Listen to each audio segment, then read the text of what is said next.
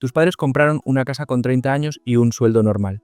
Tú, con suerte, puedes alquilar una habitación con 20 años de antigüedad. ¿Te suena? Pues no es una coincidencia, ni una mala racha, ni una etapa pasajera. Es la consecuencia directa de décadas de decisiones que han convertido el acceso a la vivienda en España en una carrera imposible, donde ni siquiera llegar a la línea de salida está garantizado. Durante años nos contaron que comprar casa era el símbolo de haberlo conseguido, un objetivo vital, una garantía de estabilidad, y durante un tiempo lo fue. En los años 90 y principios de los 2000 bastaba con tener un empleo estable y algo de paciencia para ahorrar. Con eso podías pedir una hipoteca sin problemas y pagarla en 20 o 30 años, pero eso ya no existe. No para ti, y mucho menos si estás por debajo de los 40. ¿La razón? Hay varias, pero la más importante es esta. El precio de la vivienda se ha desvinculado por completo de los sueldos. En los 90, una casa media costaba entre 3 y 4 veces el salario anual de una persona. Hoy, en ciudades como Madrid, Barcelona o Palma de Mallorca, esa ratio supera las 8 veces. Es decir, incluso si no comieras, no viajaras, no salieras, no vivieras, te llevaría más de 8 años de sueldo bruto reunir el dinero que cuesta una casa promedio. Esto no es solo una cuestión de mercado, es una decisión política, institucional y económica, porque mientras los salarios llevan estancados más de una década, y en muchos casos incluso han perdido poder adquisitivo, el precio de la vivienda no ha dejado de subir. ¿Y sabes qué? Esa subida ha sido celebrada, protegida y alimentada por el propio sistema, porque hay un grupo enorme de personas, instituciones y empresas que viven precisamente de que tú no puedas comprar. Pero antes de llegar ahí, volvamos un momento atrás, a la burbuja inmobiliaria de los 2000. Entre 1997 y 2007, el precio de la vivienda en España se multiplicó por más de 2,5. Era el boom. Los bancos daban hipotecas del 110%, sin apenas condiciones, sin importar si podías devolverla o no. El objetivo era vender, construir, repetir. Miles de municipios recalificaron suelo. Las constructoras se inflaban de dinero. La economía crecía sobre el ladrillo, literalmente. Y entonces estalló. 2008. Crisis financiera, desahucios, bancarrotas, familias que lo perdieron todo y bancos que, por supuesto, fueron rescatados con dinero público.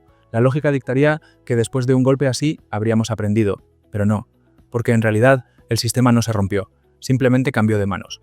Los bancos se deshicieron de sus activos inmobiliarios y ahí entraron los fondos. Blackstone, Cerberus, Lone Star, nombres que hace una década casi nadie conocía y que hoy poseen miles de viviendas en España, pisos comprados a precio de saldo, muchos de ellos provenientes directamente de la Sareb, el llamado banco malo, que acumuló el ladrillo tóxico que nadie quería. ¿Y quién lo pagó? Exacto, tú. Pero aquí viene lo importante. Desde entonces, el mercado ha sido reconstruido para beneficiar a esos grandes actores. ¿Cómo?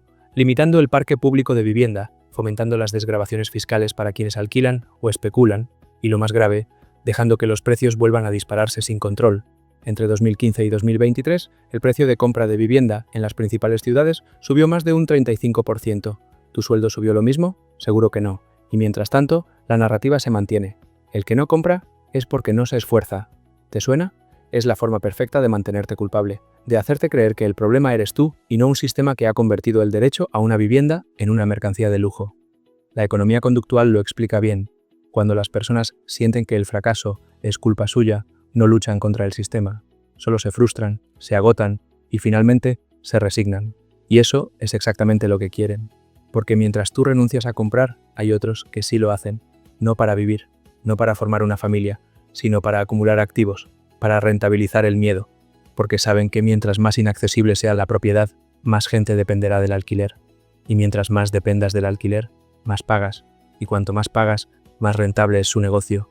Así que no es que ya no se pueda comprar casa, es que hay todo un sistema diseñado para que solo puedan hacerlo unos pocos, y que los demás, los que llegan tarde, se queden fuera para siempre. No fue mala suerte, fue un cerrojo, uno que se cerró lentamente mientras nos decían que ahorrar era cuestión de voluntad, que si no tenías casa era porque te gastabas el dinero en cafés y escapadas de fin de semana, que tus padres lo lograron y tú no, porque no te lo estás tomando en serio. Pero nadie menciona lo más importante, que tus padres no tenían que competir con fondos buitre, ni enfrentarse a hipotecas imposibles, ni vivir en ciudades diseñadas por y para los que ya poseen. Y aquí está la clave.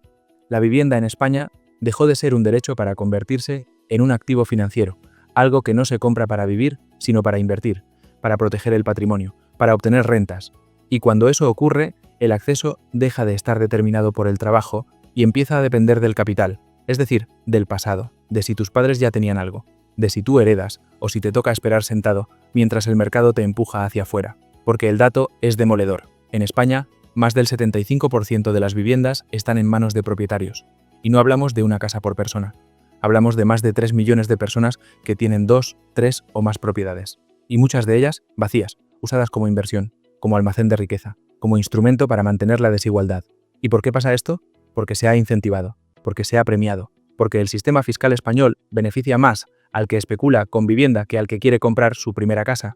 Las desgravaciones por propiedad, la laxitud con los alquileres turísticos o la permisividad con las viviendas vacías. Todo forma parte de una misma lógica. Cuanto más tienes, más puedes tener. Y cuanto menos tienes, más te cuesta llegar. Esto no es casualidad. Es política. Es poder. Es la captura de las instituciones por parte de quienes ya están dentro, porque si tú no puedes comprar, lo más probable es que termines alquilando. ¿Y a quién le alquilas? Exacto. Al mismo que ya tiene 2 o 3 propiedades. O al fondo que compró 500 pisos de golpe. O a la empresa que convierte bloques enteros en apartamentos turísticos. El resultado es previsible, más demanda que oferta, más competencia entre los que menos tienen, y precios que se disparan año tras año, mientras el salario medio sigue sin moverse. La economía conductual lo explica con claridad. Cuando el recurso es escaso y esencial, como la vivienda, el comportamiento humano se vuelve irracional. Estamos dispuestos a endeudarnos más de lo que deberíamos, a firmar hipotecas abusivas, a aceptar condiciones que no aceptaríamos en ningún otro ámbito, porque la alternativa, no tener dónde vivir, es simplemente inaceptable. Y ahí está el negocio, en esa desesperación, en esa escasez fabricada. Lo dicen los datos. En los últimos 10 años, la inversión extranjera en vivienda en España se ha duplicado. Y no porque vengan a vivir aquí, sino porque saben que es un mercado rentable. Y mientras tanto, ¿qué hacen los gobiernos? Poco, muy poco. En lugar de limitar la especulación, muchas veces la favorecen. ¿Sabías que en algunos municipios se otorgan beneficios fiscales a quienes invierten en vivienda turística? ¿O que los planes de vivienda pública son ridículamente pequeños en comparación con la demanda real? En España, menos del 2% del parque de viviendas es público o social.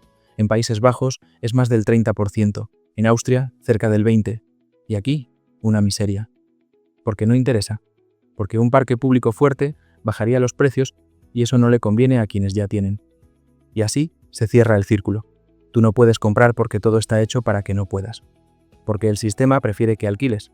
Porque alquilar te hace vulnerable, te mantiene en movimiento, te impide construir un futuro, y mientras tú vives al mes, otros viven de tus mensualidades. Pero la gran pregunta es, ¿tiene esto solución? ¿Hay salidas reales? ¿O estamos condenados a vivir en un país donde la vivienda es un privilegio y no un derecho? Te leo en comentarios. Y si quieres seguir explorando ese otro lado de la economía, suscríbete, activa la campanita y acompáñame en la próxima historia que nadie más te va a contar.